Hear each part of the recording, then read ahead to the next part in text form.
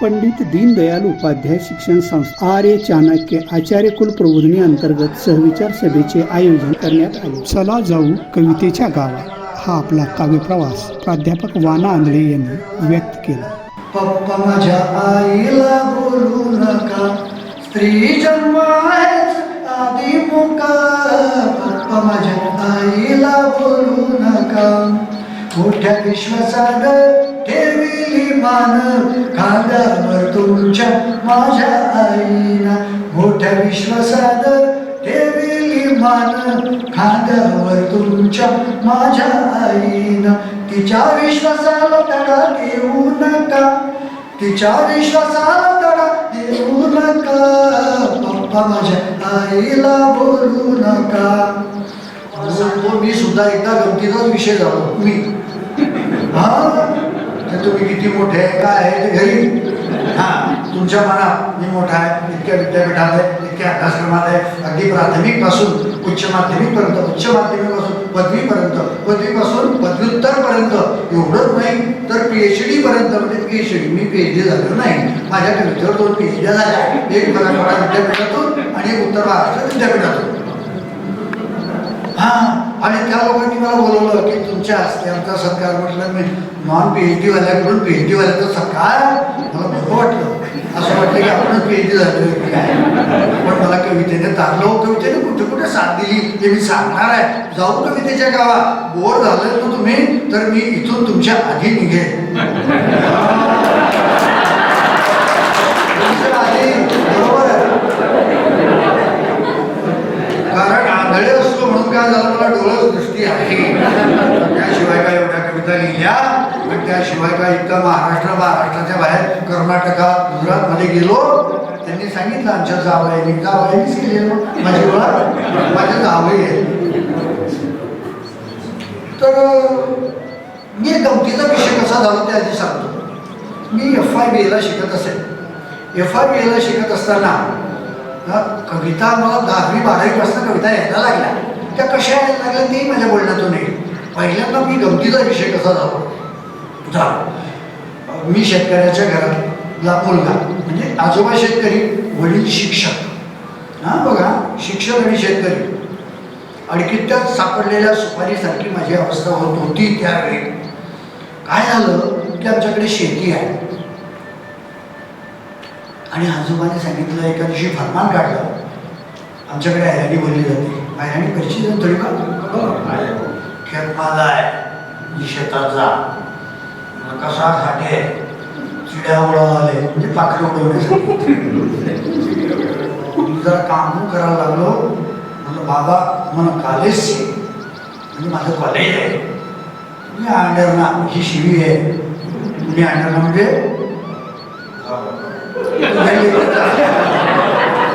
शिवी, तू वास का नाही, खेतमा जास का नाही. ते का पुराण म्हणजे बैल हाकण्यासाठी असलेली गाडी, त्याला पुराण म्हणतात आमच्या खानदेशात. दे का पुराण. मग मी वडिलांकडे गेलो. म्हटलं बाबा, मी वडिलांना बाबा म्हणायचो, बाबा आजोबाला सांगावं काही मला शेतात पाठवत आहे. तो म्हणाले नाही, मी अजिबात बोलणार नाही. माझा बाप किती खतरनाक आहे हे मी बालपणापासून पाहिलं. म्हणजे आले आजोबाच्या मनात तेथे माझ्या बापाची. आणि तसाच निघालो दीनवाणा चेहरा करून, ना खुशीने निघालो. दरवाजाच्या बाहेर पाऊल टाकल्यावर आजोबाला घेतलं. म्हटलं आजोबा, मला गोफण उडवता येत नाही. गोफण माहिती आहे, गोफण पाखरं उडवण्यासाठी खडा टाकायचं, गोल गोल फिरवायची, फेकायचं. मला उडवता येत नाही गोफण. मी आंधळातून परत शिवी भरी उडवता येत नाही. डबडं लिहिलंय, डबा, गाडी लिहिलंय, डबा बाजार नाही, बस चालत राह. मी आधी घेतली, डबा घेतला, गाडी घेतली, शेताकडे निघालो. ना खुशीने निघालो. आदळ आपण पायाची करत करत निघालो. गेलो. पाखरं माझ्या स्वागतासाठी दाण्यावर बसलेले होते. म्हटलं आजोबाचे जोडीदार दिसतात, कसोटी घेत आहे. आता काय खाऊ दिलं तर आपलं नुकसान होईल, आपल्या बापाचं माझं नुकसान होईल. नाहीला तरी डबा वाजत चारी बांध फिरलो. पक्षी उडायला लागले. दुपारच्या वेळेला पक्षी शक्यतोवर येत नाही, त्यांनाही ऊन लागतं. म्हणून मी दुपार झाली, मी आपला न्याहारी सोडली. बांधावर एक झाड होतं, झाडाच्या खाली बसलो आणि न्याहारी करायला लागलो. आता बघा, दादर कोणत्या पिरियडमध्ये येते? तुम्ही शेतकऱ्याचे पोरं असाल तर तुम्हाला कल्पना असेल की भर उन्हाळ्यात येत नाही, भर पावसाळ्यात येत नाही, की हिवाळ्यात येते. आणि म्हणून हिवाळ्यामध्ये बांधावरचं जे गवत असतं ना, ते पूर्ण वाढलेलं नसतं, पूर्ण हिरवगारही नसतं, ते वातीड असतं. आणि मी भाकरी सोडली आणि खाली बसायला लागलो. ते गवत टोचायला लागलं आणि माझ्या असं लक्षात आलं, आजोबाविषयी कुरकुर केली. शिल्पेशाला त्या बाबाचा बाप आहे, कुरकुर केली मनातल्या मनात. आणि बसतो तोपर्यंत ते गवत टोचत नव्हतं, माझ्याशी बोलत होतं. काय बोलत होतं? जे बोलत होतं ना, ते संध्याकाळी घरी आल्याबरोबर दाण कागदावर करून काढलं आणि म्हटलं, अरे ही तर कविता झाली. माझे गुरु होते प्राध्यापक यशवंत पाटील, त्यांना दाखवली. म्हटलं, सर ही कविता लिहिली मी.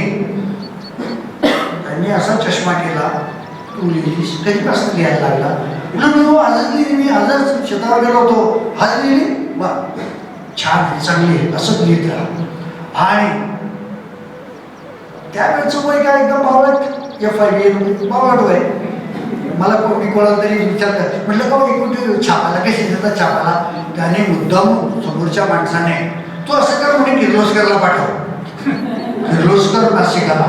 आता इथे मराठीचे जाणकार असतील तर त्यांना माहिती आहे की किर्लोस्करची पोत किंवा प्रतवारी किती मोठी आहे. नवख्या माणसाला किर्लोस्कर छापतच नाही. आणि मी पाठवून दिली, त्याने सांगितलं, पाठवली. आणि 2 महिन्याने किर्लोस्कर मला आलं. आणि किर्लोस्कर आल्यानंतर मी ज्याने मला सुचवलं होतं तू किर्लोस्करला पाठवा, पत्ता घे, त्याला दाखवायला गेलो. त्याने डोक्याला हात मारून घेतला, कारण तोही कवी होता, तो जुना कवी होता. तो जुना कवी होता. म्हणे मी इतकं घास कविता घासतोय, माझी कधी झाली नाही रे. मी या वृत्तपत्रांच्या दिवाळी अंकापुरता मर्यादित राहिलो. तू कसं काय गेलं? म्हटलं, तू पत्ता दिला, मी पाठवली. माझी या बळे काही बोलविता धनी तूच मला सांगितलं, इथे पाठव, तिथे पाठवलं आणि आलं. आणि माझ्या गुरुने दाखवलं.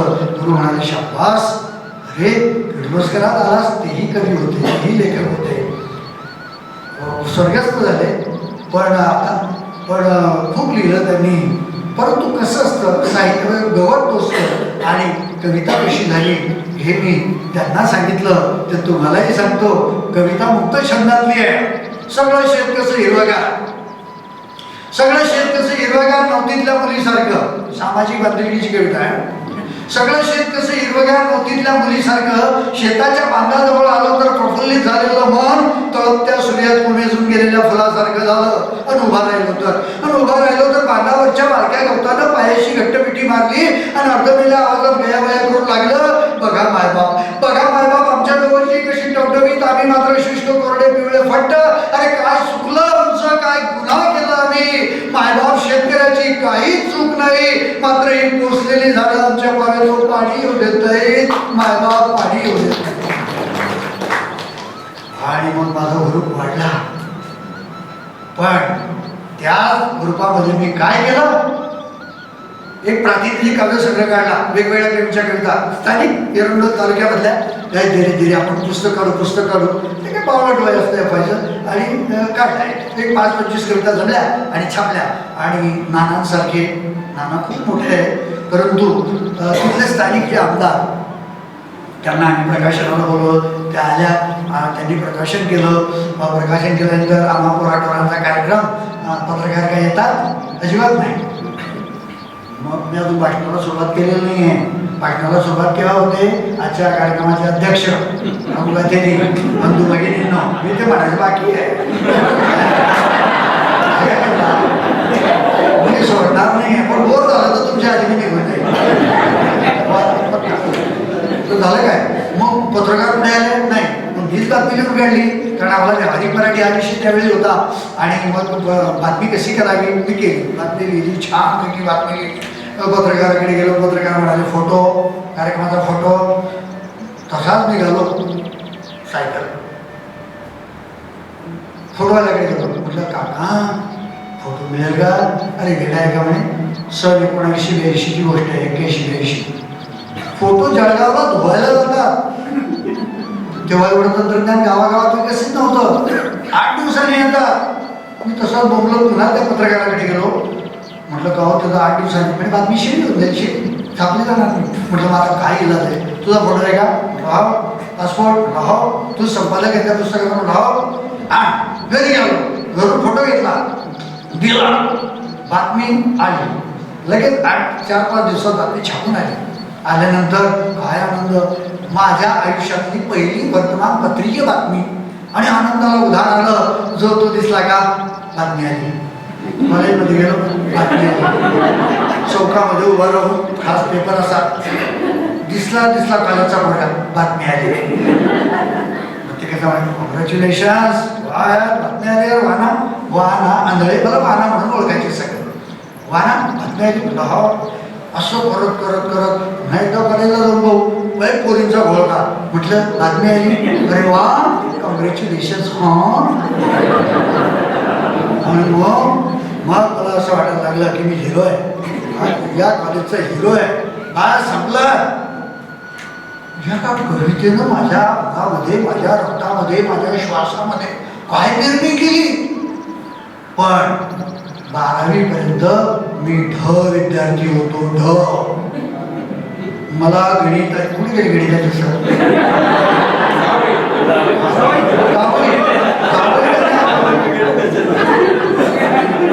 अरे गणित अजिबात जमेना.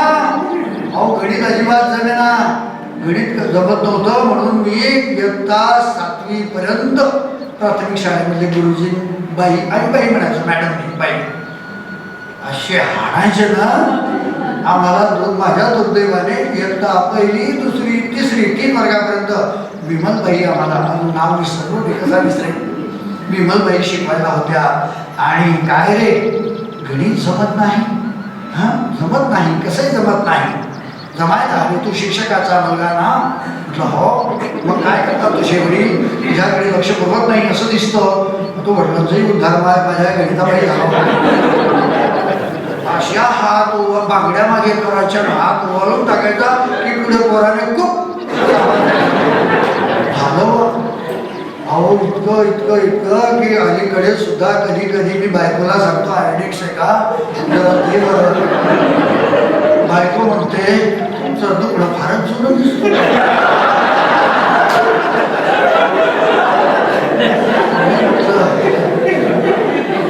चांगल्या डॉक्टरला दाखवा. डॉक्टरचा इलाज होणार.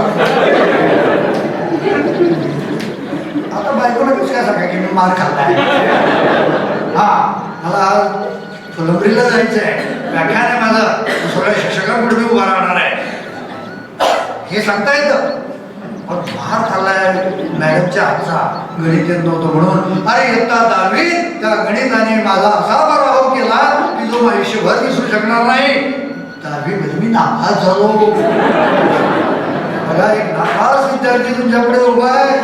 अख्खा महाराष्ट्र, अख्खा गुजरात, अख्खा कर्नाटक आणि माझ्या जावाईने उल्लेख केला साता समुद्रा पार, Los Angeles, Canada, new Jersey, Saudi Arabia इथपर्यंत माझी कविता गेली. मराठी माणसांचे फोन कॉल्स आले. विचार करा, मराठीनं या कवितेनं मला प्रूफ दिलंय. अजून काय दिलं पुढे येईल माझ्या बोलण्यात. तत्पूर्वी या बातमी आली हे सांगून मग मी रात्री घरी गेलो. माझ्या वाक्यांवर लक्ष ठेवा. दिवसभर असं फिरलो. पेटीमध्ये लोखंडाची पेटी होती. तेव्हा काय असं का आता जसं घर आहे किंवा आता जसे कपाटे आहेत तर असं काही शेतकऱ्याचं घर, वरून माती आहे, मातीचं धाबं आहे, त्याला आमच्याकडे धाबं म्हणतात. आणि पावसाळा जर असं लागून राहिला की गळायचं, इथे टमरेल लाव, तिथे माती लाव, आणि रात्रभर लहान होतो आम्ही. रात्रभर आई केव्हा उजाडेल ग, केव्हा पहाट होईल, केव्हा सकाळ होईल, असे दिवस. त्या दिवसांच्या आठवणी सुद्धा अजून आहे. तो वेगळा विषय माझा. पण ओघाने आला म्हणून सांगितलं. झालं काय की मग 8 दिवसांनी त्या वर्तमानपत्रातल्या आलेल्या बातमीवर मला एक पत्र आलं. त्यावेळी पत्र होती, फोन नव्हते. बरं होतं फोन नव्हते. फोन नव्हते, बरं आहे पत्र आलं. पत्र होतं एका तरुण मुलीचं. तुम्हाला कशा माहिती अक्षर ओळखता का तुम्ही? तिच्या भाषेवरनं मी ओळखलं की ही कॉलेजियन तरुणी दिसते. आणि ती लिहिलेलं होतं की तुमचं, ती कवयित्रीच होती, तुमची बातमी वाचली, खूप छान, तुमचं काम छान वाटतंय. आता कोणी छान म्हटलं तर आपल्याला बरं वाटतं ना, मलाही बरं वाटलं. पण एक सांगते, आता एक सांगते असं म्हटल्यानंतर तिने काय सांगितलं हे मी नंतर सांगतो.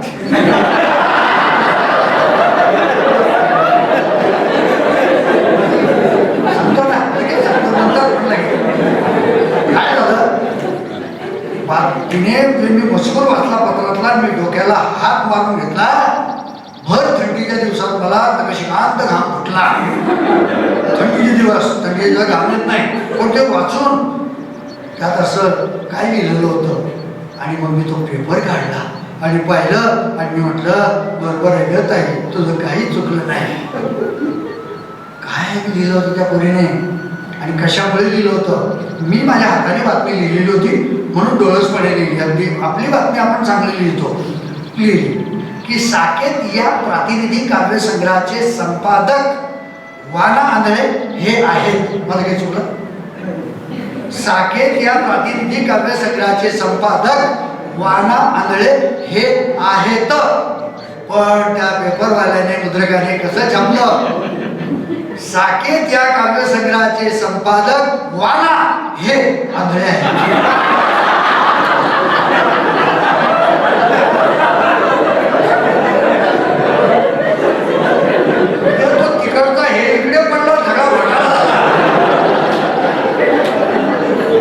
अरे त्याच्यापेक्षा पुढे मजा आहे, अशी गप्पत झाली माझी. पुढे मजा आहे की पोरगी काय म्हणते, तुम्ही अशा असल्यावर इतकं चांगले लिहिता, तुम्ही तसे असते.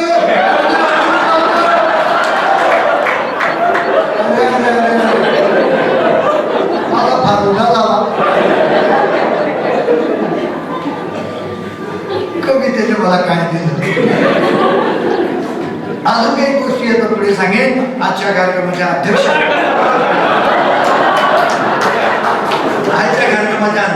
बोर झाला की मी निघून जाईल. आजच्या कार्यक्रमाच्या अध्यक्षा आदरणीय मेधाताई, विद्वत अध्यक्षा मी म्हणेन. त्यांनी नुकतंच PhD कम्प्लीट केलंय. या खूप चांगल्या सुंदर आणि अतिशय पवित्र, अतिशय एक उंची गाठलेल्या संस्थेचे सगळे सन्माननीय संचालक, अध्यक्ष, सेक्रेटरी, सचिव, या संस्थेच्या विविध शाखांमधनं अगदी प्राथमिकपासून पदव्युत्तरपर्यंत शिकवणारे, अध्यापन करणारे सगळे माझे शिक्षक बंधू भगिनी, कर्मचारी, सूत्रसंचालक आणि प्रमुख अतिथी म्हणून निवृत्त मुख्याध्यापक माझ्या बाजूला बसले होते.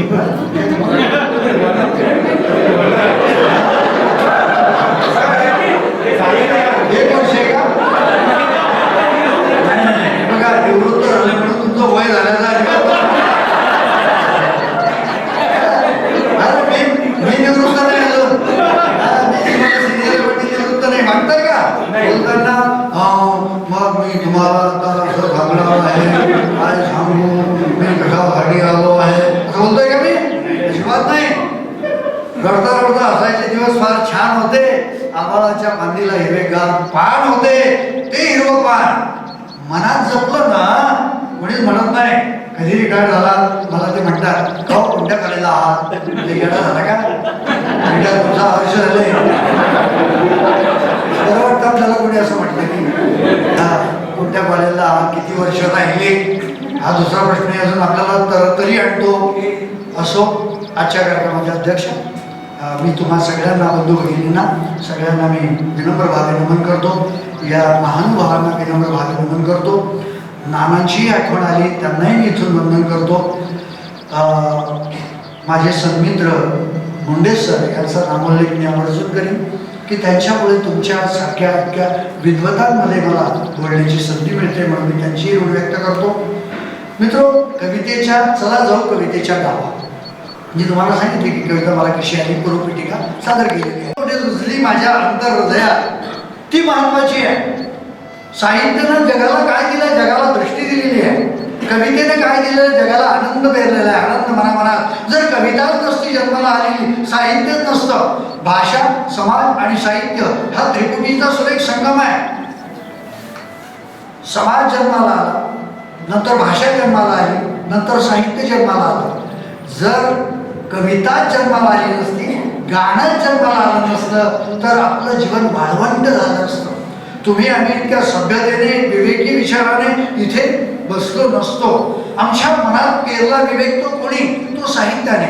सत्यांविषयी दृष्टीचा प्रत्यय दिला कोणी? तो साहित्याने.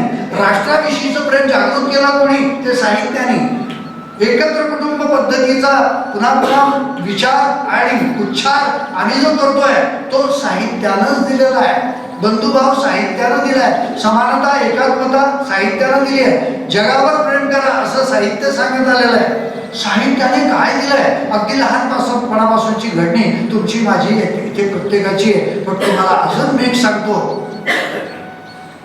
माझ्या साहित्याची ओळख माझ्या आईने मला करून दिली आहे. कशी करून दिली? मी आईच्या पोटात होतो, माझा जन्म झालेला नव्हता, मी आईच्या पोटात होतो. शिक्षकाची पत्नी माझी आई, म्हणून वडील बाल भारतीची पुस्तकं आणून ठेवायची, ती वाचन करायची आणि गुणगुणायची आणि मी पोटात ऐकायचो. काही सांगता का? तुम्हाला समजत नसेल, तुम्ही आईच्या पोटात असताना आई काय म्हणायचं तो तुमचा दोष.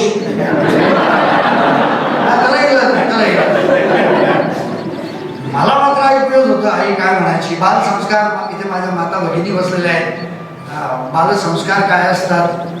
गरोदरपणातले त्या बालसंस्काराने काही गोष्टी त्या बालकाच्या, त्या अर्भकाच्या मनावर रुंजी घालतात, हृदयस्थ होतात आणि त्या जन्मानंतर मग आपोआप ते सिम्पटम्स, ती लक्षणं उतरतात.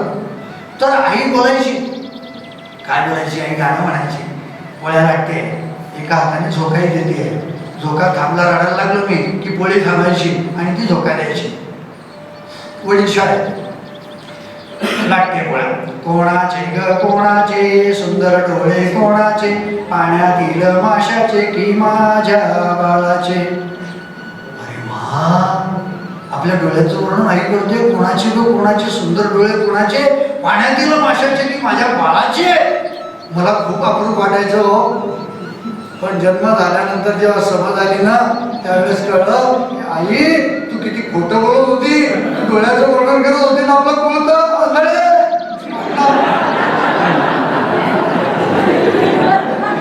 आईच ती आई. आंधळे मुलगा असे ना रे, आडनाव काय असे ना, पण तुझे डोळे सुंदर आहे. प्रत्येक आईला आपला मुलगा सुंदर वाटतो. हा, तो कसा का असे ना सुंदर वाटतो की आई असते. आणि त्यामुळे ती माझं असं वर्णन करायची. मग असं करत करत माझा जन्म झाला. जन्म झाल्यानंतर माझे वडील शिक्षक असल्यामुळे 5वीचा कार्यक्रम ठेवला. 5वीच्या कार्यक्रमाला माझ्या आत्या, मावश्या, काक्या सगळ्या जमल्या. झोका द्यायच्या, कानात होप करायच्या आणि 5वीच्या मी आईच्या बाजूला, एवढंसाच मी आईच्या बाजूला बाजेवरती तिच्या कुशीमध्ये पोहडलेला. बाहेर कीर्तनाचा कार्यक्रम होता, कीर्तनाचा अभंग ठेवलेला होता, तो माझ्या कानापर्यंत पोहोचला.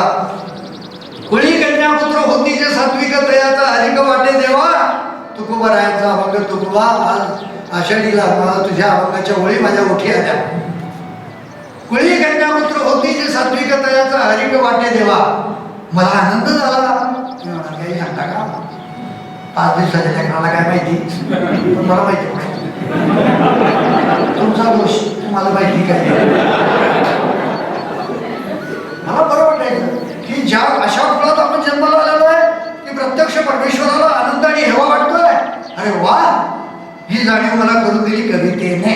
5व्या दिवशी पोटात असताना आईने तिच्या अंगाईमधून नव्हतं असं करत करत बारसं झालं. बारसात नाव ठेवलं, त्यावेळी गाणे ऐकले आणि आमच्या वेळी बालवाडीचं वय झालं. त्यावेळी का बालवाड्या होत्या? माझ्या वयाचा इथे कोणीच नाही आहे.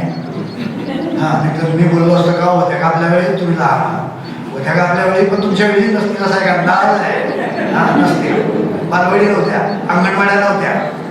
आमच्या वेळी काय होतं, गल्लीवाडी.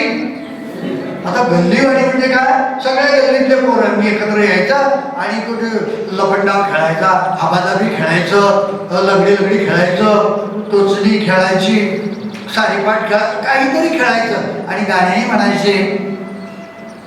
अंगणवाडी बालवाडी सारखंच आमच्या गल्लीवाडीने आमच्यात गाणं पेरलं. कसं, आपली तापडी गुळाची पापडी, धबक लाडू तेल पाडू तेलंगीचं एकच भात, डॉक्टर बाबू इसका का. हा बरोबर वाटायचं. ते रडायचे दिवस होते ना आणि खुदकन हसायचे दिवस होते. त्यामुळे लहान माझी भावली, तिची मोठी सावली, नकटे नाक उडविते, गारे डोळे फिरविते, भात केला कच्चा झाला, वरण केलं पातळ झालं, आडाचं पाणी काढायला गेली, धपकन पडली, हा पडले दोनदा. बडबड घेतं, ही बडबड घेतं. हा आमचा पाया होता.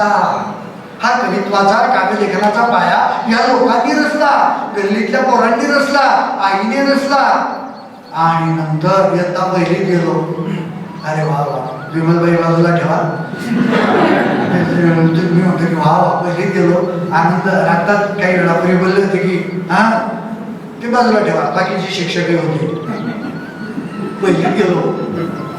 पहिलीत गेलो आणि काय विचारतात, बालभारतीची पुस्तकं ज्यांनी जाणी घेणे अभ्यासलेले असतील त्यांना त्या कविता आठवतील. तेव्हा ना पाठ्या टाकणारे तुम्ही अजिबात नाही आहात, मला कल्पना आहे. त्याशिवाय काय एवढ्या लौकिक प्राप्त अशा संस्थेत तुम्ही नोकरीला लागू शकलात. हा ही पहिल्यांदा आठ की तुम्ही विद्वत आहात, विद्वान आहात, वाचक आहात, संशोधक आहात, समीक्षक आहात. या सगळ्या बाबी तुमच्या ठाई आहेतच आणि ह्या सगळ्या गोष्टी गृहीत धरून मी बोलतोय. चांदोबा भागलास का, लिंबोणीच्या झाडामागे लपलास का, लिंबोणीचं झाड करवंदी, मामाचा वाडा चिरेबंदी. हा आता तुम्ही सांगा का पहिलीच्या कविता शिकवता आम्हाला नाही. मला तुम्हाला त्या गोष्टीकडे न्यायचं आहे की कवित्व. मला कोण बोललं, आता येता कोण बोललं ते आपले गेले पुण्यावर, ठोंबरे सर बोलले की कविताचे वैशिष्ट्य आणि कविता कशी जन्माला येते या गोष्टीवर तुम्ही थोडा प्रकाश टाका म्हणे आमच्या शिक्षकांपुढे. म्हटलं ठीक आहे. म्हणून मी माझ्या मूळ भाषणावर थोडेसे ॲडिशनल काही भाग जोडून घेतलेले. ही कविता चांदोबा. बघा, आम्ही सांस्कृतिक पर्यावरणाचा विचार जेव्हा करतो ना, संस्कृतीचा जेव्हा विचार करतो, संस्कारांचा जेव्हा विचार करतो, आम्ही सगळे संस्काराच्याच पायावर उभे आहोत. संस्कार आमच्यात आहेत म्हणून इथपर्यंत हा आमचा प्रवास आहे. संस्कारच जर नसते तर आम्ही इथपर्यंत आलो नसतो. असं हे संस्कार कोणी दिले? कवितेने दिले, कवितेने. कारण कविता हा सगळ्या साहित्यातला सगळ्यात जवळचा प्रकार आहे. जशी घरामध्ये बापही मोठा असतो, भाऊही मोठे असतात, बहिणही मोठी असते, पण सगळ्यात जवळची असते ती आई. तो मुलगा असो का मुलगी असो, त्याला प्रिय असते आई. आईनंतर बापाचा नंबर लागतो. जर मातृत्व इतकं महान आहे तर कवितेमध्ये तेच आहे. कवितेने लढा लावणं म्हणजे काय, बाप जर रागवला तर आई जवळ करते. अशा अपवादात्मक आया असतील काही की जिथे बाप मातृहृदयी असेल आणि आई खतरनाक असेल, असं फार थोड्या ठिकाणी करतात. थोडं कारण काही कोणी असेल तर मला क्षमा करा, मी तर आईविषयी चांगलं बोलते, मी तर माझ्या पोरींना रागवते, आपण काही अपवादात्मक काही. मग झालं काही की आई जवळ करते. कवितेने तसंच तुम्हा आम्हा सगळ्यांना जवळ केलेलं आहे. कसं जवळ केलंय? आईपर्यंत आलो, इयत्ता पहिली दुसरीमध्ये गेलो. अजाना मी तुझी लेकरे तू सर्वांचा पिता, अरे नेमाने तुझं नमितो गातो तुझ्या गुणांच्या कथा. चंद्र सूर्य हे तुझेच देवा, तुझी गुरे वासरे, अरे तुझीच शेते सागर डोंगर फळे फुले पाखरे. अनेक नावे तुला तुझे रे 10 दिशांना घर, अरे करसी देवा सारखीच तू माया सगळ्यांवर. खूप शिकावे, काम करावे, प्रेम धरावे, म्हणजे हौस एवढी पूर्वी देवा हीच एक मागणी.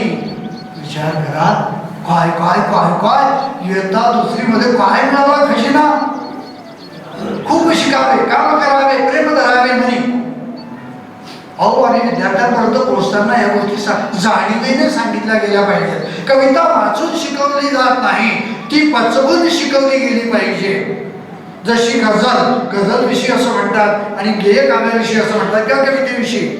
गझल ही कोसळते आणि कविता ही चालत येते. हा फरक आहे. तोही फरक आम्ही विद्यार्थ्यांना दाखवला पाहिजे, सप्रमाण दाखवला पाहिजे. तो कसा दाखवला पाहिजे पुढच्या टप्प्यात आल्यावर सांगतो. पण या कवितेने खूप शिकावे, मी खूप शिकलो. काम करावे, खूप काम केलं. या आताच एक पुस्तक, 2 पुस्तकांचे संपादन मी उरकले आणि इकडे तुमच्या पुढे हजर झालो. 2 पुस्तकांचे गेल्या 15 दिवसात 2 पुस्तकांच्या समीक्षा लिहायची होती, म्हणजे संपादन करायचं होतं. 30 समीक्षा होत्या एका पुस्तकाच्या आणि एका पुस्तकाच्या 23 समीक्षा होत्या. त्या महाराष्ट्रभरातले विद्वान, त्या समीक्षकांवर मला बोलायचं आहे, मला लिहायचं आहे. मग जाणीव अरुण फडकेंसारखा दिग्गज माणूस, त्यांची प्रस्तावना त्या मूळ संग्रहाला होती, त्यांच्यावर मला बोलायचं आहे.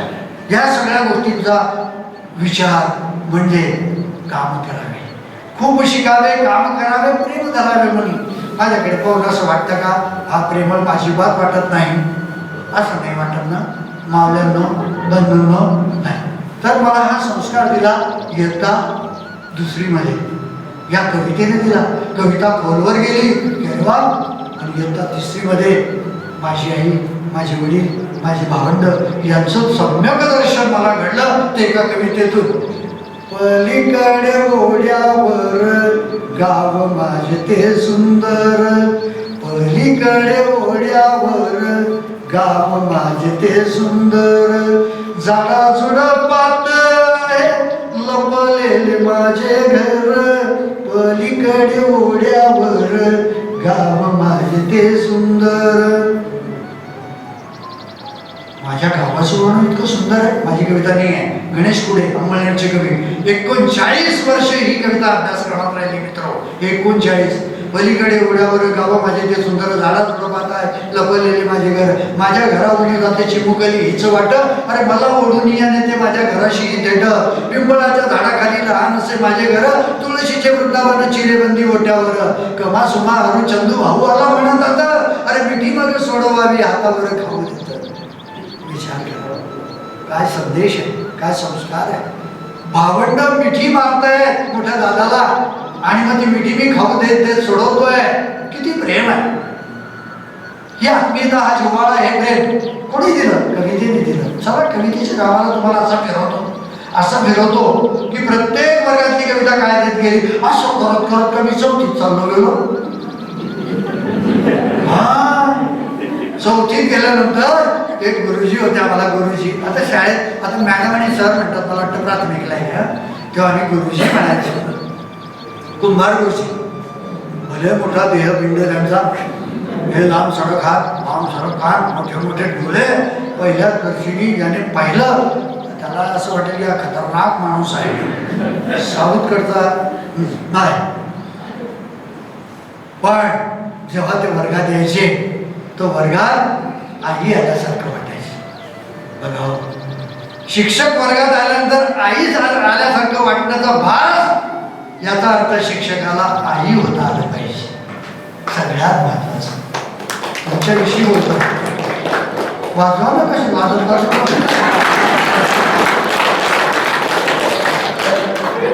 शिक्षकाला आई होता आलं पाहिजे. ज्या देशात शिक्षक आई होतो त्या देशाची सांस्कृतिक परंपरा जगाच्या नकाशावर अधोरेखित होते. विचार करा. आणि आम्हाला जगाच्या नकाशावर जायचं आहे आणि त्याच दिशेने वर्तमानातली वाटचाल त्याच दिशेने आम्ही करतो आहोत. आणि गुरुजी शिकवायचे. मी आता ते आमच्या विदर्भात किंवा आमच्या जळगाव जिल्ह्याची भाषा बोलली जाते ना, तिकडचे होते. तिकडचे म्हणतो आम्ही त्यांना, यावर राहावे तिकडचे.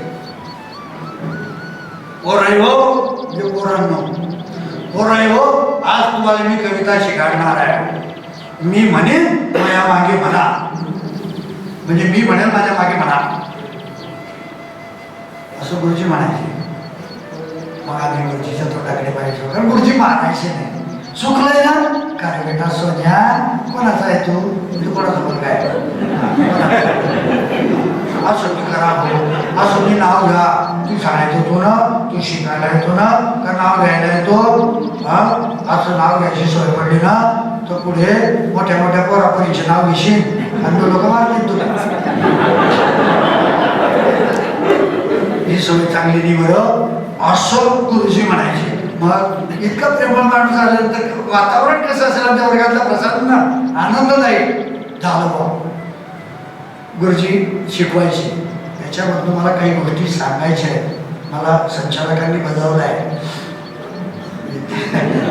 संचालकांनी बजावलंय म्हणून मी बोलतोय त्याचा भाग नाही, माझ्या म्हणण्यातला तो भाग आहे. जर संचालकांचं नाव खराब कशाला करा, पुनरपी मला ते बोलवणार नाही त्याची खूप चांगली मंडळी आहे, विद्वान मंडळी आहे. गुरुजी माझी शाळेचं नाव सांगतो, आदर्श बेसिक मराठी मुलांची शाळा कासोदा तालुका एरंडोल जिल्हा जळगाव असं बोर्ड शाळेवर. आमचा वर्ग कौलारू शाळा चिंचेचं झाड आणि असं पटांगण आणि आमचा वर्ग. गुरुजी आले, गुरुजींनी सुरू केली कविता. बघा ना माझ्याकडे बघा, बारकाईनं बघा, तुम्ही डोळा जात सगळे आंधळे तुमच्या समोर बोलताय. कवितेचं नाव आहे पोरयो फुलपाखरू मी म्हणेन माझ्या मागे म्हणा, असं ते म्हणायचे, तुम्ही म्हणायचे. हा येतात चौथीचा वर्ग आहे. धरून काही बरे, धरून काही बरे फुलावर उडती फुलपाखरे, धरून काही बरे फुलावर उडती फुलपाखरे, काल पाकळ्या रात्री निजल्या. असं म्हटले का माझी गुरुजी? काल पाकळ्या रात्री निजल्या असं म्हटलंय नाही. बघा जशा भावना शब्दांमध्ये असतील, शब्दांची पाळंमुळं शोधणं म्हणजे काय, तुम्ही त्यात उतरत जाणं उतरत जाणं उतरत जाणं आणि तो भावार्थ आत घेणं आत घेणं आत घेणं आणि तो ओठात करणं, विद्यार्थ्यांपर्यंत पोहोचवणं, तो खरा गुरुजी, ते खरे शिक्षण. काल पाकळ्या रात्री निजल्या, सकाळ होता सगळ्या उठल्या आणि त्याच काळ उडू लागल्या, पंख फुटून गोजिरे, पंख फुटून गोजिरे फुलावर उडती फुलपाखरे. मी म्हणीन माझ्या मागे म्हणा, मागे म्हणायचं फुलावर उडती फुलपाखरे, फुलावर उडती फुलपाखरे, काय करतो नाही म्हणायचो म्हणायचो. असे तादात्म्य पावणे ज्याला म्हणतो आपण, तादात्म्य पावतो माणूस, की तादात्म्य पावून घेण्याची आमच्यामध्ये उतरवण्याची क्षमता आणि शक्ती आमच्या गुरुजींमध्ये प्रचंड होती, प्रचंड अद्वितीय होतं ते. मग पुढचं कडो पा रंग तरेचे मजे मजेचे संध्याकाळी जसे ढगांचे ऊन कोवळे त्यावर नाचे, सकाळचे हसरे, सकाळचे हसरे फुलावर उडती फुलपाखरे. आम्ही म्हणायचो पण नंतरचे दोन कडवे, हात लावता पंख फाटतील. मी करतोय तसं करा रे. हात लावता पंख फाटतील, दोरा बांधून पायही तुटतील, दोरा बांधून पाय तुटतील. आणि सांगा ती मग घरी कशी जातील. आमच्याकडे हात काढायचे. सांगा ती मग घरी, मोठे डोळे सडक मानून मोठे डोळे ऑलरेडी अजून मोठे व्हायचे. विचार करा काय वाटत असेल तो सांगा ती मग घरी कशी जातील, कशी जातील, कशी जातील, दूर तयाची गरे. केळवाडाच्या लागलाय एकदम केळवाडा. दूर तयाची गरे. हा रे लावला का आणि आज चर्चा करायचो कारण किती दूर आहे सगळे घर. बघा माझे कवी आणि माझे गुरुजी विजयी झाले, विजयी झाले. ती जाणीव आम्हाला येतात चौथीमध्ये की अरे अरे तुमच्यापैकी किती लोकांनी या पावसाळ्याच्या दिवसात भिंगोट्या उडवलेल्या आहेत, दोरा बांधून हातूनच झाले आमच्याकडे असं आम्ही पाकपेटीमध्ये ठेवायचे. अरे काय तुझ्या किती अंडे दिली किती अंडे दिली ओरडले. तुझी साबळी माझी पिवळी आणि त्याला दोरा असं मजा वाटते. पण तुम्हाला सांगतो त्या दिवसापासून बिगोट्या पकडणं बंद आणि शुद्ध शाकाहारी झालो. मांसाहार बंद. गुरुजींच्या शिकवण्याची ताकद बघा, ताकद. आणि त्या कवीच्या लेखनातली ताकद बघा. कविता काय करू शकते, किती मनाचं परिवर्तन करू शकते, त्याचा सम्यक आणि सबळ पुरावा आहे. खोटं बोलणारी आज अशाही आहे की मी मटण खात नाही. शेवटचं कडू गुरुजी कसे सांगतात, का छळता त्या मुक्या जीवाला आवडेल का हे देवाला. का छळता त्या मुक्या जीवाला आवडेल का हे देवाला. ही देवाची मुले, अरे ही देवाची मुले फुलावर उडती फुलावर उडती. तुम्हाला काय मला सांगितलं का नाही. अरे मी एकदा तिसऱ्या अगोदर निश्चित केलं, मी म्हणेन मागे मला असं गुरुजी म्हणाले आम्हाला सांगायचे आणि ते असं करायचे, तुम्ही कळायला लागले.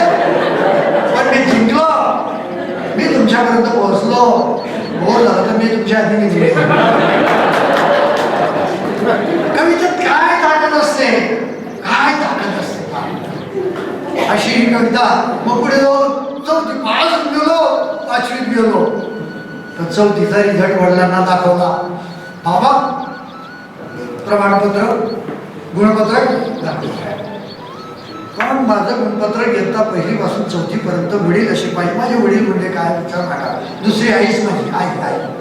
आई तर मवाळ होतीच, पण वडील जास्त मवाळ होते पाहिजे. आणि असे टाकून द्यायचे जमिनीवर आणि म्हणायचे घराचे पाय पाळण्यात दिसतात. रागवायचे नाही, मारायचे नाही. मार फक्त गुरुजींनी दिलाय, वडिलांनी आईने नाही. शिवी नाही. आयुष्यभर जो माणूस ओवी जपत गेला त्या माणसाच्या ओठावर कधी शिवी आली नाही. आज माझे वडील हयात नाही. माझ्या एका व्याख्यानाला ते होते, एक 17-18 वर्षापूर्वी. ते म्हणाला फार चांगलं बोलतो तू. म्हटलं मी महाराष्ट्रावर फिरतो. मी पण बोलणं पहिल्यांदा ऐकलं. मग घरात मी असं कसं बोललो बाबा ते बाहेर बोलतो ते. मग काय झालं, मुलाचे पाय पाळण्यात दिसतात. काय करावं बेड्या. त्यावेळी माझ्या 4थी 6-4-10 वर्ष होय आणि डोक्यात काही फार मोठा विचारवंत 4थीत असतो का कोणी. म्हटलं आपलं बाप असं का पण म्हणतो. मी एका म्हटलं विलास तुझे वडील का तुझं गुणपत्रक पाहिल्यावर काय म्हणतात, माझे वडील माझी पाठ थोपटतात. कारण विलास पहिला यायचा. पाठ थोपटतात आणि मला पेढा भरवतात. असं म्हटलं पेढा तर खूप महाग, 1 केजी झाली पेढा खूप महाग होता. जरी वडील शिक्षक होते तरी परवडत नव्हतं, कधी नव्हतं पेढा खायचो. म्हटलं अरे माझे वडील असं म्हणतात. त्यालाही बोललं नाही. या म्हणीचा अर्थ या वाकडच्या कोणाचे पाय पाळण्यात दिसतात. काय झालं एका दिवशी म्हटलं आता हे आता सिद्धच केलं पाहिजे. माझ्या त्या 4थीतल्या डोक्याने काय विचार केला, माझ्या पेक्षा लहान असलेली 3ऱ्या क्रमांकाची बहीण तिच्यासाठी घरात पाळणा आणलेला होता. आणि माझं वय 10 वर्ष. 6-4-10 मी आता 4थीतला. घरात कोणीच नाही. आई धुणं धुवायला नदीवर गेलेली, बाप शाळेत गेलेला आणि त्या नदीवर माझ्या लहान बहिणीला आई घेऊन गेलेली. पूर्वीच्या बायका लेकराला सोबत न्यायच्या, झाडाखाली बसवायचे. म्हटलं आता पाळण्यात घुसा. आणि मी 10 वर्ष वयाचा इयत्ता 4थीतला आदर्श विद्यार्थी त्या पाळण्यात शिरलो. अरे माझे पाय पाळण्याच्या बाहेर दिसत होते. बाप म्हणतो ते बरोबर आहे, मुलाचे पाय पाळण्यात दिसतात, आपल्या अजिबात दिसत नाही. बापाचं काहीच चुकत नाही. बरोबर बोलताय. हे मात्र मला 12वी पास झालो आणि मग मात्र मला कोणी शहाणं केलं त्या कवितेनेच. मग असं करत करत पिवळे तांबसून गोवळे पसरे चौफेर ओढाने सोने वाटे बाहुनी या दूर अरे झाडांनी किती मुकुट घातले डोकी सोनेरी कुरणावर शेतात पसरला गुलाल चौफेरी पहापाकडे फिरून होती झाडावर गोळा अरे कुठे कुणाला पलीकडे तो सोन्याचा गोळा 12 तांबे. काय निसर्गाचा अप्रतिम अद्वितीय अलौकिक वर्णनात्मकता. 12 तांबे. किती मोठे राजकवी होते. राजाश्री मिळालेला होता त्यांना. कविता कशी असावी, आपली ओळख व्हावी, आपल्याला ओळखलं जावं आपल्या कवितेनं. या सगळ्या मंडळींचे ऋण आहेत आपल्यावर की ज्यांनी अशा अशा कविता असं असं साहित्य त्यांनी तुमच्या आमच्यासाठी लिहून ठेवलं. असं करत करत कमी 6वीमध्ये चाललो. 6वीमध्ये सुद्धा उस डोंगा परी रस नवे डोंगा काय बोललासी वरली रंगा अरे कमान डोंगी परी तीर नवे डोंगा काय बोललासी वरली रंगा नदी डोंगी परी जल नवे डोंगा काय बोललासी वरली रंगा.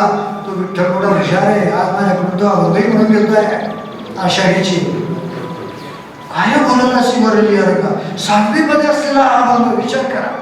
आणि आमच्या गुरुजी फार भाग्यवान की मराठीला असे शिक्षक लाभत गेले की अगदी रक्तापर्यंत श्वासापर्यंत त्यांनी बीज पेरली कवितेची. अक्षरशः काव्य पेरणी केली, काव्य विचारांची पेरणी केली. काय बोलवलं असती वरली या रंगा जे तुम्ही आम्ही बरोबरच्या रंगाने बोलतो गुरुजी म्हणायचे. अजिबात नाही. अंतरंग शोधा. अंतरंगाचा रंग खऱ्या अर्थाने रंग आहे की जो तुम्हाला शेवटपर्यंत आनंद देत राहील. वरचा रंग फसवा आहे, तो दुःख देईल कदाचित. आणि म्हणून काळ्या माय माऊलींनी घाबरण्याचं कारण नाही, काळ्या बंधूंनी घाबरण्याचं कारण नाही. अजिबात नाही. कोण म्हणतो कृष्ण काळाच होता. हा, कृष्ण काळा होता आणि काय वर्णन आहे कृष्णाचं केलेलं. किती सुंदर आहे. रात्र काळी घागर काळी यमुना जल हे काळे हो माय गुंत काळी दिलवर काळी गळा एकावळी काळे हो माय एकोली पाठवला नत झाले साजणी सगळे पाठवा मूर्ती सावळी हो माय. विष्णुदास नामा हा एक कवी होऊन गेला, संत कवी होऊन गेला. प्रवाद आहे. हे नामदेवांची ओळख आहे का विष्णुदास नामाचे त्या भानगडीत मी पडत नाही. अभ्यासक म्हणून पडलो होतो. मी माझं मत दिलेलं आहे. मी विष्णुदास नामांकडचा बाजूने उभा राहिलो की विष्णुदास नामाचे विष्णुदास नामात त्यांनीच लिहिलेली ही गफलट आहे. काय वर्णन. रात्र काळी घागर काळी यमुना जळेही काळी उमाय. श्रीकृष्णाचं वर्णन, श्रीकृष्णाचा काळा रंग मला जळी स्थळी काष्टी भाषाणी सगळ्या ठिकाणी अणुरेणूमध्ये सामावलेला दिसतोय. मी त्या काळ्या कृष्णावर प्रेम करते आहे. ती गौरव म्हणते आहे, जीव लावते आहे. कारण तो सगळ्या सृष्टीवर सगळ्या चराचरावर प्रेम करतोय. आपल्या एवढीच तर आपल्यासाठी चराचराप्रमाणे आहे. हा संदेश मला गुरुजींनी दिला म्हणून मी मातृपितृ भक्त झालो. बघा हे संदेश कविता कशी पेरून जाते. आपसूक सहज उताराच्या दिशेने पाणी व्हावं त्या पद्धतीनं मातीत पडलेले दाणे चिमणीने फक्त दाणेच वेचावेत. गुरुजी आमची अर्थाची वेचणी आमच्यापर्यंत इतक्या लिलया सहजतेने पाठवत असत. असं करत करत मी पुढे गेलो. या नभाने या भुईला दान द्यावे आणि या मातीतुरी चैतन्य द्यावे. अरे कोणती पुण्य अशी येती फळाला सोंदण्याला चांदणे लखडून जावे. आमचे महान मराठवाड्याचे पण आहे, खानदेशचे पण आहे. माझं कुठे हुशार होते. खानदेशात आले का माझे मी तुमचाच, मराठवाड्यात आले की मी तुमचाच. म्हटलं दादा नेमके तुम्ही कोणाचे. अरे म्हणे मी महाराष्ट्राचा. मग असं म्हणा. त्यांची माझी फार सगळी होती. त्यांच्याकडे माझं येणं जाणं होतं. माझ्या कविता ते मनापासून ऐकत. मी इतका भाग्यवान आहे की तात्यासाहेब कुसुमाग्रज हयात असताना मी कॉलेजला असताना त्यांनी माझ्या कविता ऐकल्या. नाशिकला मी जायचो, त्यांच्या घरापर्यंत पोहोचायचो. इतकं वेळ आल्याशिवाय कविता आपली होत नाही हो. इतकं वेळ मनात आणल्याशिवाय कविता तुम्हाला काही देत नाही. असं करत करत मी 8वी 9वी पर्यंत गेलो आणि तिथे मला अजून एक अभंग भेटला. आता विश्वात्मके देवे येणे वाक्यात दोषावे दोषोनी मज द्यावे बसाय दाणे जे खळांची व्यंकटी सांडवत या सत्कर्मी रती वाढो भूता परस्परे जडो मैत्र जीवांचे अरे दुरितांचे ते बिरलावो विश्व धर्मे सूर्य पाहो जो जे वांछिल तो ते लाहो प्राणी जातो बापरे बाप. जो जे वांछिल तो ते लाहो.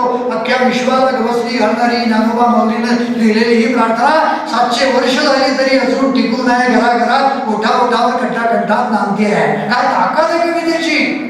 आणि सांगते आहे, तुम्हाला शिकवते आहे, समजावते आहे. आणि माझे गुरुजी एक आठवण पुन्हा आली की गुरुजी शिकवताना अक्षरशः नाचायचे, पण मी इथे नाचणार नाही, पण गुरुजी नाचायचे, अंगविक्षेप करायचे, हावभाव करायचे. आजच्या काळात त्याला बॉडी लँग्वेज म्हणतात. शिक्षकाकडे ती असली पाहिजे. आम्हाला मानसशास्त्र कॉलेजला असताना शिकवणारे सर भिंतीकडे पाहून शिकवायचे. मानसशास्त्र हा विषय कसा समजायला अवघड नाही म्हटला तर अवघड, म्हटला तर सोपा. भिंतीला सांगायचे, आम्ही खाली तोंड जाणत बसायचो की आमच्याकडे केव्हा पाहते. शिक्षकाने विद्यार्थ्यांच्या नजरेला नजर भिडवली पाहिजे.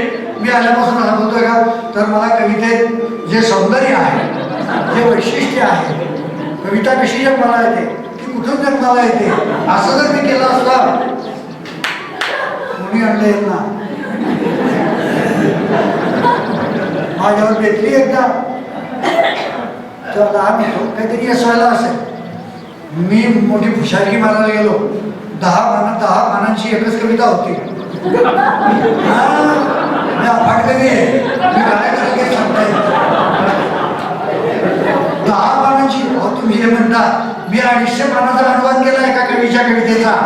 दीर्घ कविता होती, विशाल कविता, बुद्ध तत्वज्ञानावरती आधारित आहे, तथागता म्हणून. त्याचं नुकतंच प्रकाशन झालं आणि हे पदवी अभ्यासक्रमात ते पुस्तक लागलं, ते अनुवादित पुस्तक आहे. तर मी ते 10 पानी कविता घेऊन गेलो. SY गेला असेल मी, काय झालं हो येस मी वाचतो.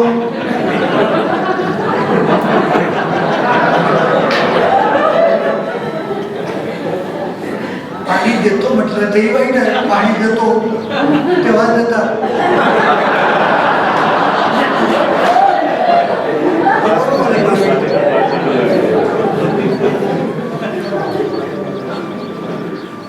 चांगलं आहे बरं का, मी तुमच्याविषयी चांगलं बोलतो.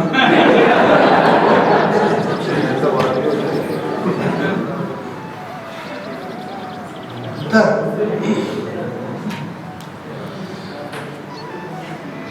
तुमच्या पाण्याने जर पटलाच केलेली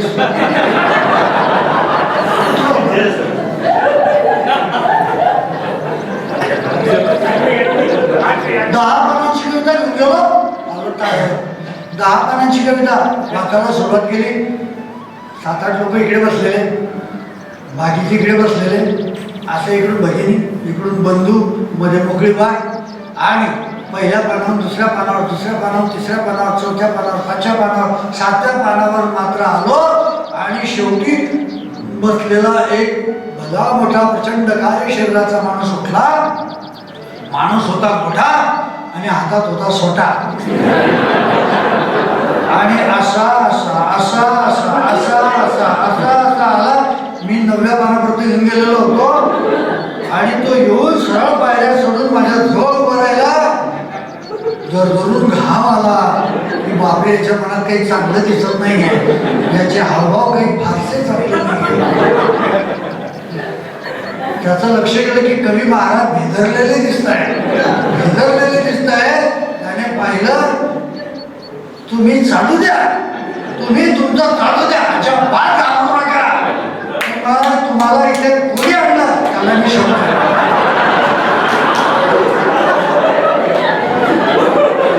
कवितेने मला हे सुद्धा दिलं रे.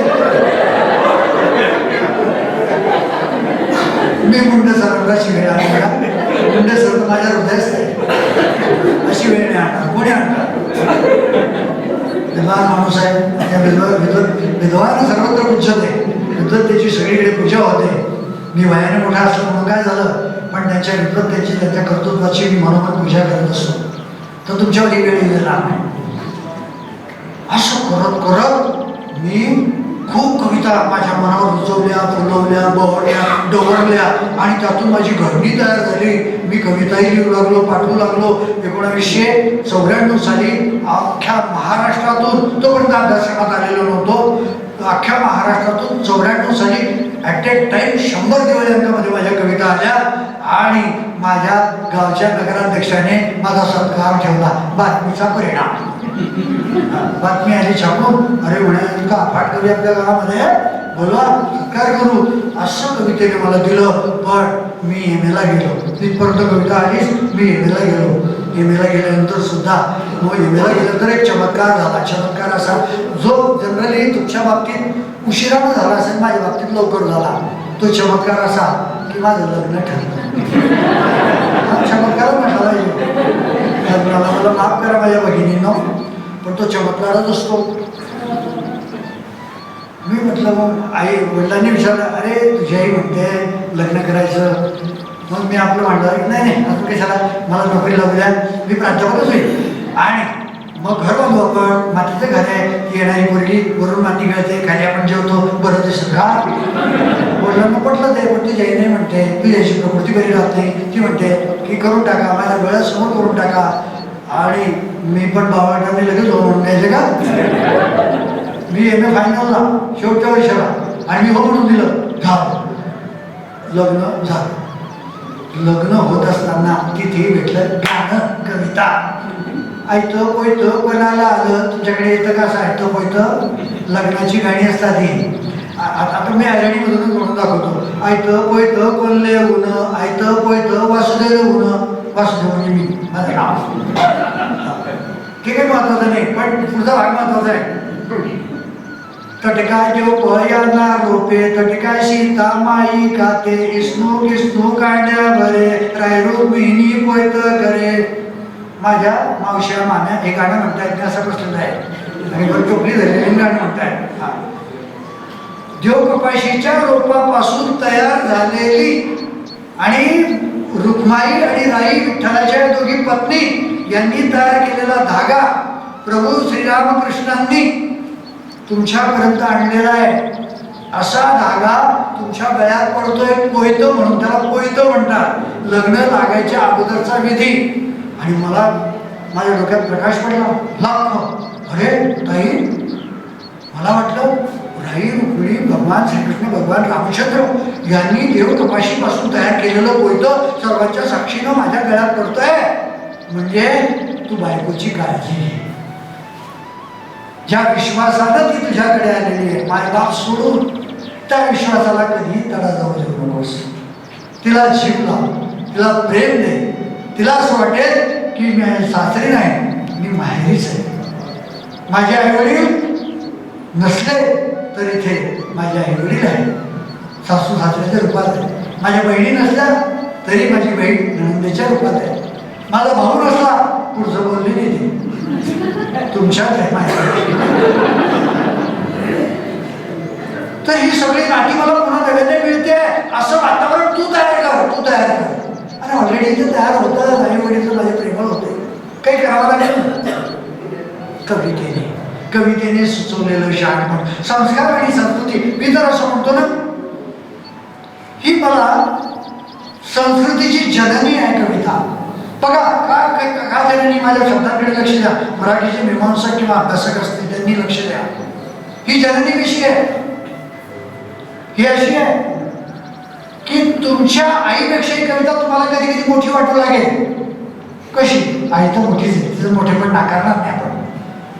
कारण ती तुम्हाला काय काय देत गेली, जशी मला देत गेली अगदी जन्माच्या आधीपासून, तो पुढेही देणार आहे ते.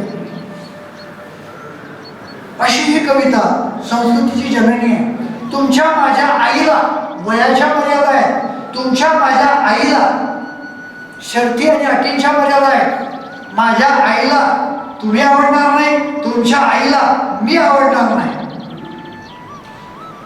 प्रत्येक आईला आपलं लेकरू आवडतं, पण कविता अशी आई आहे की जी सगळ्यांना आवडते आणि जी सगळ्यांची आई होते. आता विश्वास मध्ये देवे, ती सगळ्यांची होते, ती भेदभाव बघत नाही, म्हणून ती संस्कृतीची जननी आहे. आणि असं करत करत मी एम.ए. पास झालो. लग्न झाल्यावर सुद्धा कारण बायको चांगली मिळाली, अभ्यास करा, इकडे जायचं तिकडे जायचं, तुम्ही काय शिक्षण आटोपलं का तुमचं. डिटाईने एवढ्यासाठी बोलायची की मला वाटलं पाहिजे, थोडंफार वाटलं पाहिजे, अभ्यास केला पाहिजे. मग मी अभ्यास केला, खूप केला, मनापासून केला आणि माझ्या वर्गात मी पहिला आलो. 10वी नापास होणारा मुलगा मी, पण BA-लाही पहिला आलो आणि MA-लाही पहिला आलो.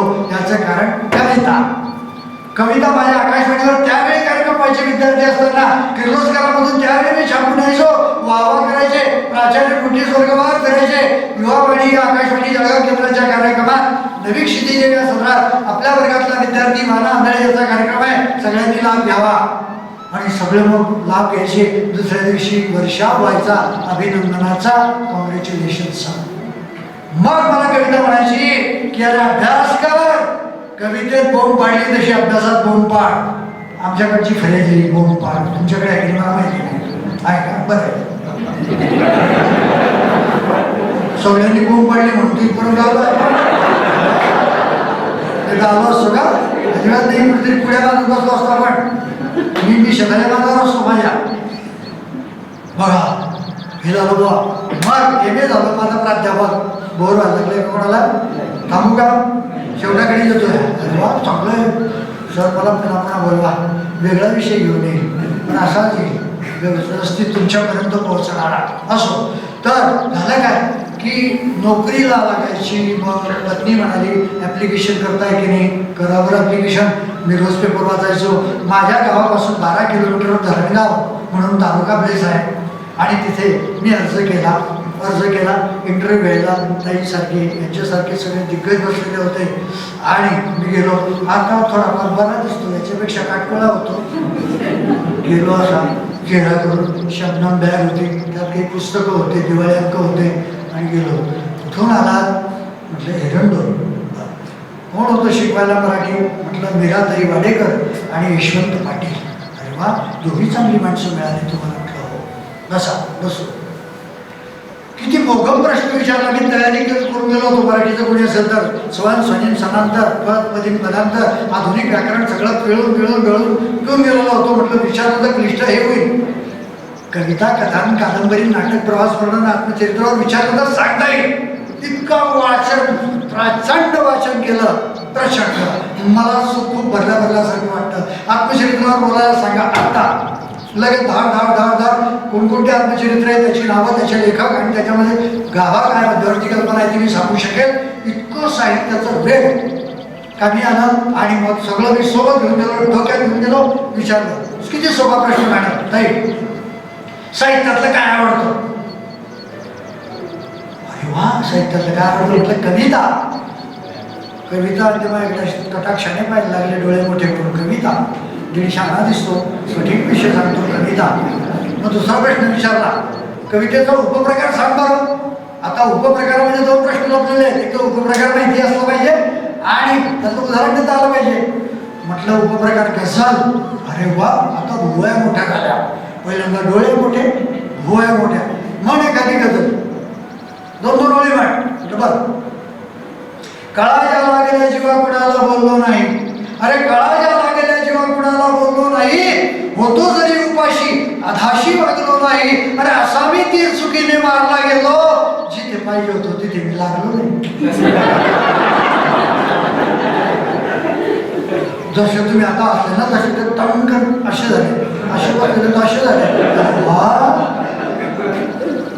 त्याचं नाव समोरच टाकतो. प्राध्यापक चंद्रकांत अडावतकर, नाटा कॉलेज, भुसावळ. बस दुसरी गजल म्हण. दगडात देव येते, दगडाच भाव आहे. बाकी जनावरांना माणूस नाव आहे. आणि यावे कुशाल जन्म आणि मरून जावे. इतके उदार इथले प्रत्येक गाव आहे. अजून म्हण. गेली कुठे झडी ती, घडी म्हणजे लागून राहिला पाऊस. गेली कुठे झडी ती, टपका घराच नाही. बुडतील गाव इतका धोका पुराच नाही. अरे नजरेसही दिसे ना पाहुण्या कुठेच आता. कुंदा सतावताना दिसतो विकास नाही. पोटात सागराच्या उठतात या सुनामी. अरे इतके असून सुद्धा कोणी उदास नाही. अरे तू पर्यावरणाचं रक्षण करता दिसतोस. मोठी कविता आहे ती, पण त्यातले वेगवेगळे कळवे घेतलेले आहेत. चांगली कविता आहे. अरे कोणाच्या कविता आहे? म्हटलं माझ्या. पहिली माझी नाही आहे, नंतरच्या माझ्या. हा काय पुरावा वाढला. शबनम बॅगची फॅशन होती. अस्मिता दर्श, किर्लोस्कर, अक्षर वेदर्वी, शब्दालय. अरे तू विद्यार्थी असताना या मासिकामधून लिहितो, नियतकालिकामधून लिहितो. अरे या पोराला घ्या. हा त्याचं सादरीकरणही चांगलं आहे आणि याच्या कविताही दमदार आहे. हा पुढे तुमच्या संस्थेचं नाव काढेल. रिटायरमेंटच्या दिवशी माझ्या चेअरमनच्या मुलांनी, चेअरमन वारले, त्यांनी माझी पाठ थोपटली आणि म्हणाले की तुम्ही आमच्या संस्थेचं नाव काढलं आपल्याकडे ते ॲक्रेडिटेशन होतं नॅकचं, त्या नॅकमध्ये क्रिएटिव्हिटी कोणाकोणामध्ये आहे त्यांनी हा विचारलेला प्रश्न. आणि मग मी इतक्या विद्यापीठात माझ्या कविता आहेत, इतक्या मॅगझिनमधून माझी वाटचाल झालेली आहे, इतके शोध निबंध मी नाही लिहिले, माझ्या कवितेवर लोकांनी लिहिले आहे,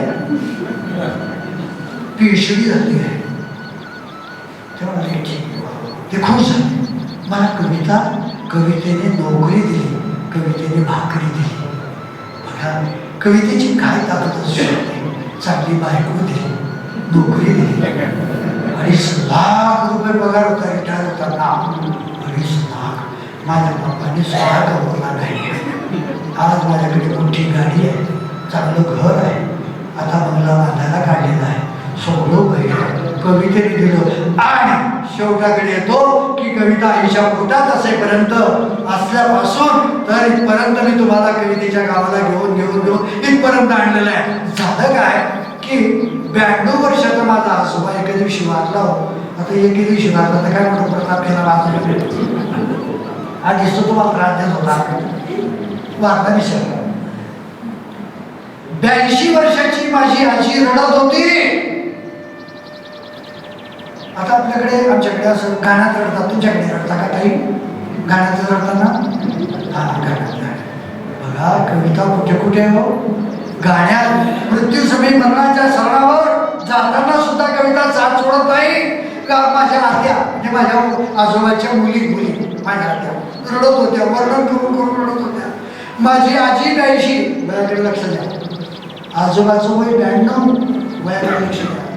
आजी 82, पूर्वी 10 वर्ष धरायची, आता निघा.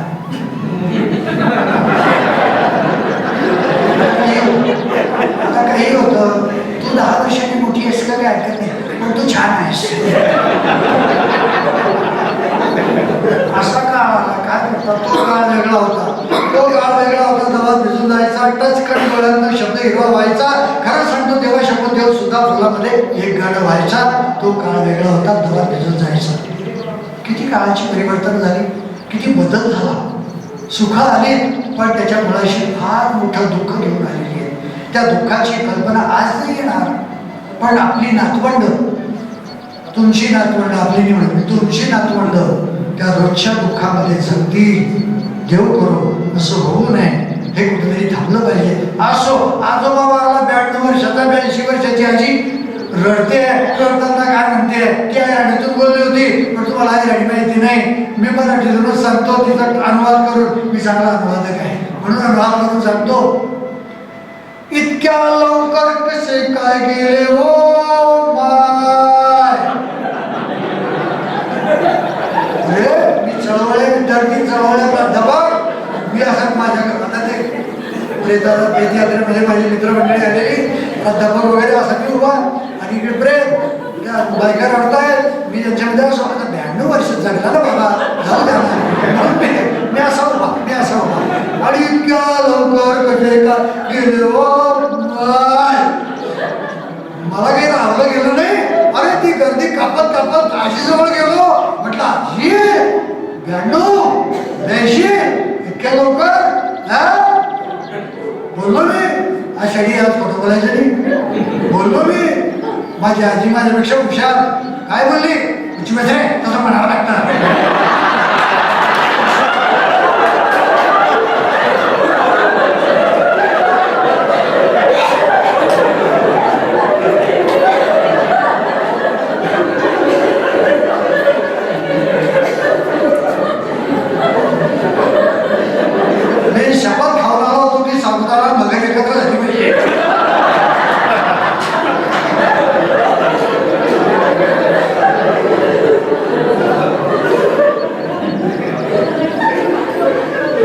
जन्माच्या आधीपासून तर सरणावर जाईपर्यंत जी कोणी सोबत करते ना ती कविता असते. तुम्ही म्हणाल का सर आमचे पूर होतं काही असं कविता, तुमच्या बऱ्याच कविता पाठ आहे. मी काही कवितांना फाटा मारला मधून पाहतोय, शिस्त म्हणायची नाही म्हणून पाहतोय. तिथं असंख्य कविता आहेत की किती बलसागर भारतो विश्वात शोभून राहू निमदसी ने परत मातृभूमीला सागर आपला तळमळा. अशा कवितेचा उच्चार जर झाला नाही तर ते काही बरं होणार नाही, म्हणून मी काय असं ना याचं उच्चारण केलं.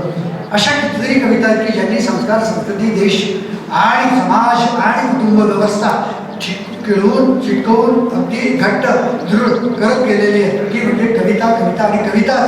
अशी ही कविता, शेवटी एक कविता सादर करणं तो बनता आहे भाई. आणि ती करतो, ती अशी करतो की तुमच्यामध्ये जर असं काही असेल तर ते नाहीसं व्हावं. असं म्हणजे काय ते पुढे सांगतो. दोन प्रकारचे परिवार असतात, नवरा बायको दोन प्रकारचे असतात. दोन प्रकारचे. पहिला प्रकार असा की ती बाई बिचारी गरीब गाय अशी बसते, नवरा सांगेल तसंच वागते, नवरा म्हणेल तेच करते, तिला स्वतःचं मत नाही, स्वतःच्या भावना नाही, जी काही झाले नवऱ्याच्या त्याच्यावर. आमच्या काळात त्रासच होतो झालं. हा एक प्रकार. दुसरा प्रकार असा की बाई फटाफट बोलते आणि नवरा मोठं मोठं पाहतो.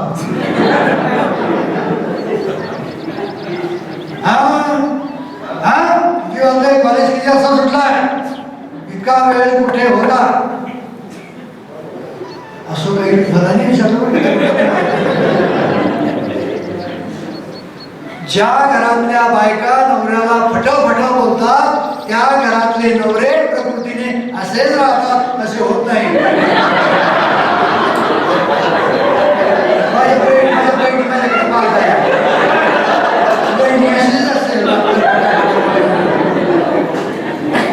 नाही, ती खूप चांगली, खूप चांगली.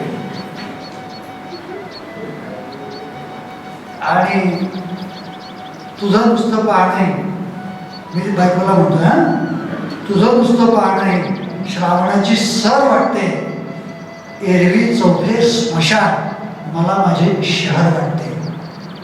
म्हणजे इतकी ती सुंदरही आहे आणि स्वभावाने तर अधिकच सुंदर आहे. प्रत्येकाला आपली बायको सुंदर वाटली पाहिजे, किमान या वयात तरी.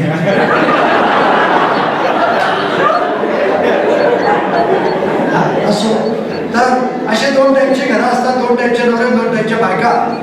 माझी मुलगी, थोरली मुलगी जी आता नाशिकमध्ये असते, चांगलं माहिती आहे, ती जेव्हा इयत्ता 6वीला होती त्यावेळी श्री गुणत्या वेगवान झालेली होती. वेगवान म्हणे, पप्पा ही श्री गुणत्या फार वाईट हो, बरं झालं म्हणे तू मला मारलं नाही रे. म्हटलं बेटा तुला कशाला मी मारू, मुलगी आणि मुलगासारखा.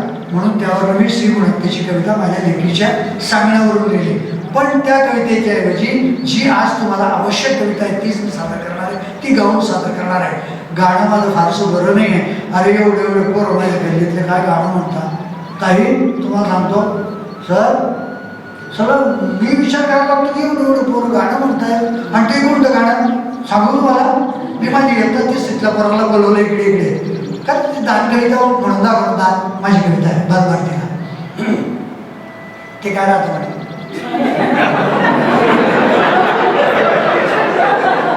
माझी कविता काय राहते म्हणजे कविता काय राहते विचारलं म्हणजे जी गुरुजी काय करताय शाळेमध्ये, शिक्षक काय करताय, मोठा प्रश्न आहे.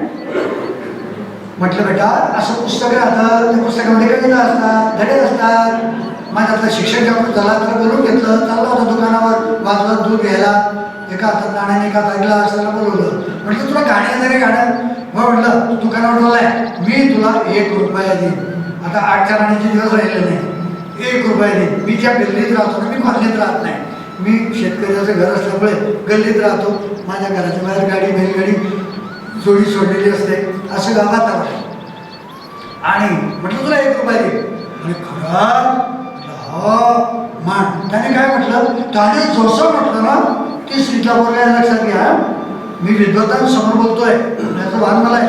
मला याच्यात तुम्हाला काहीतरी सांगायचं आहे, काय सांगायचं नंतर सांगतो. तो गाणं कसं म्हणत होता त्याच्या पद्धतीने म्हणून दाखवतो. तिसरीतला पोरगा, तिसरी ओळ विसरू नका. तेरे बिना अब रह नहीं सकते, तेरे बिना क्या वजूद मेरा, तुझसे जुदा कर हो जाए तो खुद से भी हो जाएंगे जुदा, क्योंकि तुम ही हो अब तुम ही हो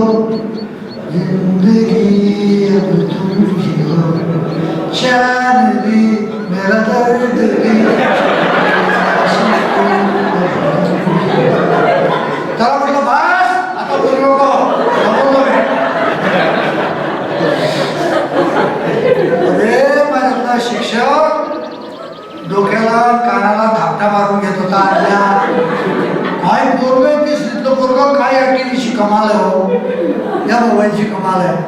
आई पण काय करते, मी काय करते माहिती का, की आपलं बाई खेळत नाहीस. आणि त्यामुळे कविता पाठ नाही करतो, तो हे पाठ करतो. हा एक भाग. दुसरा भाग असा की गुरुजी त्यांची लय हरवली का, ताल हरवलाय का गुरुजींचा, सूर हरवलेत का. जर सुरताल हरवले असतील गुरुजींचे तर पोराच्या आयुष्याचे सुरताल हरवतील, एवढं लक्षात ठेवा. माझी नम्र विनंती आहे, ज्या घडणीमधनं मी आणि तुम्ही आलेलो आहोत तीच घडणी विद्यार्थ्यांसाठी वापरा अशी नम्र विनंती करतो आणि गाणं सादर करतो.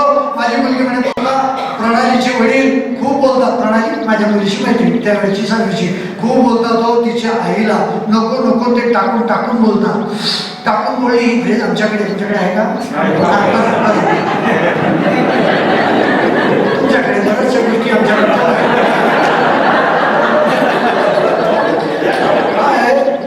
मोठा प्रसंग. त्या काही शहरांमध्ये मी जातो ना, त्या ठिकाणी मोठा प्रॉब्लेम येतो. उदाहरणार्थ इकडे परभणी बीडकडे बोलायला गेलो होतो मी, तिकडे मोठा प्रॉब्लेम येतो, बऱ्याच गोष्टी समजत नाही. काय गेले पण बाकीचे हसून होते, नाचणाऱ्यांच्या तोंडाकडे ते बाकीचे पाहत होते. असो तर म्हणे पप्पा प्रणालीचे वडील खूप बोलतात, तुम्ही कसे बेटा बेटा करतात. प्रणाली मी आली की काय रे बेटा, ये पैसे काय घेतेस तू, पाणी काही घ्यायचं का बेटा, काही खायचं का, तुम्ही कसं बोलता तसं तुझे पप्पा करत नाही. म्हटलं मग मी काय करू, तुम्ही असं गाणं लिहा, असं गाणं लिहा की ते प्रणालीच्या पप्पाला लागलं पाहिजे आणि प्रणालीच्या आईला तिच्या पप्पानी बोललं नको पाहिजे, टाकून टाकून प्रेम केलं पाहिजे आईवर पण पोरांवर पण. अरे बापरे, येता सांगितली माझी पोरगी माझ्यापेक्षा जास्त हुशार निघाली. म्हटलं बेटा बरं ठीक, तिचं सांत्वन केलं म्हटलं लिहीन. मग आता कविता म्हणजे असं नाही ना टाकला कागद आला बाहेर.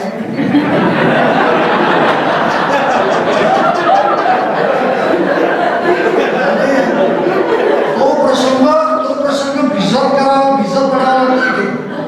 इथे भिजला की तो इथे येतो, इथे आणि इथे आला की spontaneous overflow of powerful feelings, वर्ड्सवर्थच्या म्हणण्याप्रमाणे असा येतो.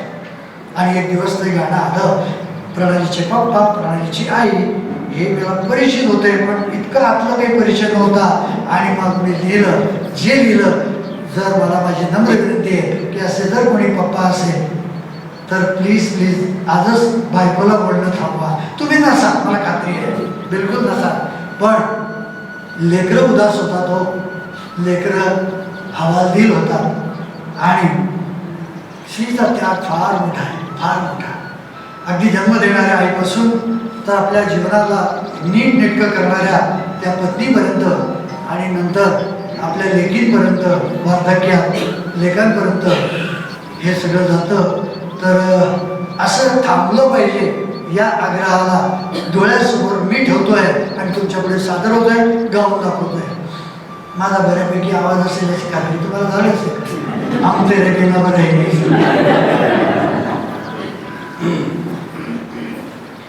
पप्पा माझ्या आईला बोलू नका, पप्पा माझ्या आईला बोलू नका, स्त्री जन्म आहेच आधी मुका, स्त्री जन्म आहेच आधी मुका, पप्पा माझ्या आईला बोलू नका. मोठ्या विश्वासात ठेवली मान खांद्यावर तुमच्या माझ्या आईना, मोठ्या विश्वासात ठेवली मान खांद्यावर तुमच्या माझ्या आईना. तिच्या विश्वासाला तडा देऊ नका, तिच्या विश्वासाला तडा देऊ नका, पप्पा माझ्या आईला बोलू नका.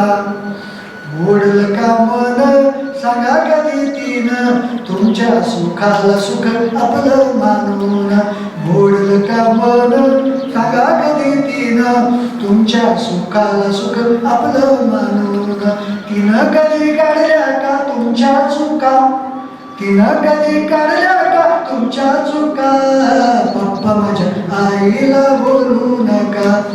दिव्यात दिवात झाली दिन रात, आई माझी एकटी आहे लाखात दिव्यातली वाट झाली दिन रात आई माझी एकटी आहे लाखात रंग तिच्या प्रेमाचा नाही फिका पप्पा रंग तिच्या प्रेमाचा नाही फिका पप्पा माझ्या आईला बोलू नका नको सोनराद नको गड देण सौभाग्याचं कुंकू हेच तिचं धन नको सोनराद नको गड देण सौभाग्याचं कुंकू हेच तिचं धन तुमच्या विना जन्म तिचा आहे रीता पप्पा तुमच्या विना जन्म तिचा आहे रीता पप्पा माझ्या आईला बोलू नका आणि पप्पा माझ्या आईला बोलू नका आणि पप्पा माझ्या